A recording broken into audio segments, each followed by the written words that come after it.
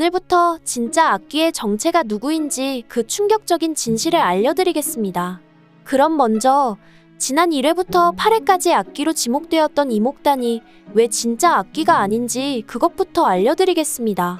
구강모 교수 말에 따르면 악귀를 없애기 위해서는 악귀에게 죽임을 당한 이들의 물건 5개와 악귀의 진짜 이름을 알아내야만 한다고 했습니다.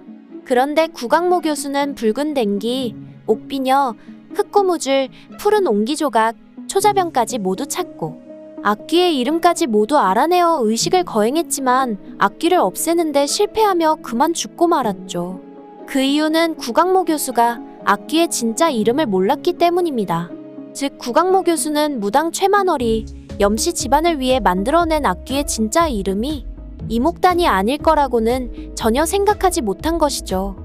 당시 언론에서도 실종되었던 아이 이름을 꼭 집어 이목단으로 보도까지 했으니까요.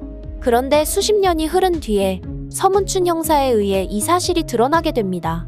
서문춘 형사는 구강모 교수와 이목단 사건에 대해 뒷조사하던 중 당시 무당 최만월에게 죽임을 당한 이목단이 둘째가 아니라는 사실을 알아냈으니까요.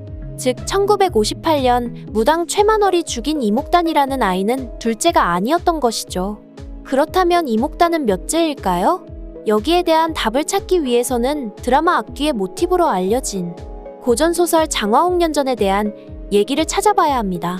참고로 장화홍련전 스토리는 평안북도 철산 지방에서 1656년에 있었던 실제 살인사건을 바탕으로 전해오던 설화를 소재로 한 작품으로 계모에 의해 전처의 소생인 두 딸 장화와 홍련이 학대받아 억울한 죽임을 당한 후에 귀신이 되어 한을 풀게 되는 얘기입니다. 그런데 당시 계모에게는 아들들이 있었습니다. 그렇다면 드라마 악귀에서도 그럴 가능성이 매우 높겠죠. 즉 이목단 아버지가 전처가 죽은 후 두 딸을 데리고 아들이 있는 여자와 재혼했다면 어떻게 될까요? 이목단은 둘째가 아닌 셋째가 되겠죠. 하지만 장남인 오빠가 있음에도 둘째인 언니가 장녀로 표기된 탓에 목단이는 차녀가 되어 둘째로 잘못 알려졌을 가능성이 높습니다. 그리고 이 사실을 바탕으로 서문춘 형사는 오빠까지 계산해서 이목단이 둘째가 아닌 셋째라는 걸 알아낸 것이죠. 결과적으로 악귀는 둘째가 맞지만 셋째인 이목단이 아닌 이목단 언니가 되는 것이죠. 그런데 하필 서문춘 형사가 이때 염혜상에게 전화를 걸면서 악귀도 모든 걸 알아버리게 되죠. 결국 악귀는 그 진실을 감추기 위해 서문춘 형사를 죽이러 가고 구산령은 염혜상에게 악귀가 또 사람을 죽일 거라고 알려주죠. 염혜상은 구산령의 말을 종합해 그 대상이 서문춘 형사라는 걸 알고 다급하게 전화를 걸어 절대 문을 열어주지 말라고 합니다. 하지만 염혜상의 이 전화는 실수였죠. 악귀도 산영을 통해 그 말을 동시에 듣고 있었으니까요.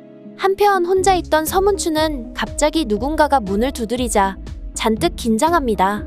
하지만 문을 벌컥 열고 들어온 사람은 홍세였죠. 그런데 곧이어 또다시 문 두드리는 소리가 들립니다. 이때 홍세가 문을 열려고 하자 문춘은 그를 저지하죠. 그런데 악귀는 영리했습니다. 문 밖에서 염혜상입니다 라고 말했기 때문이죠.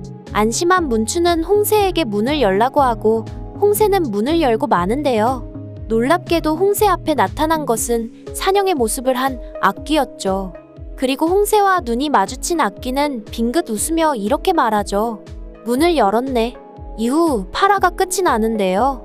정말 온몸에 소름이 쫙 끼치는 엔딩 장면이었죠. 그런데 여기서 굉장히 놀랍고도 충격적인 사실 하나가 더 드러납니다. 하지만 이 내용은 다음 영상에서 얘기해 보도록 하겠습니다. 오늘 준비한 내용은 여기까지입니다. 구독과 좋아요 부탁드리며 많은 의견과 댓글 남겨주세요. 시청해주셔서 감사합니다.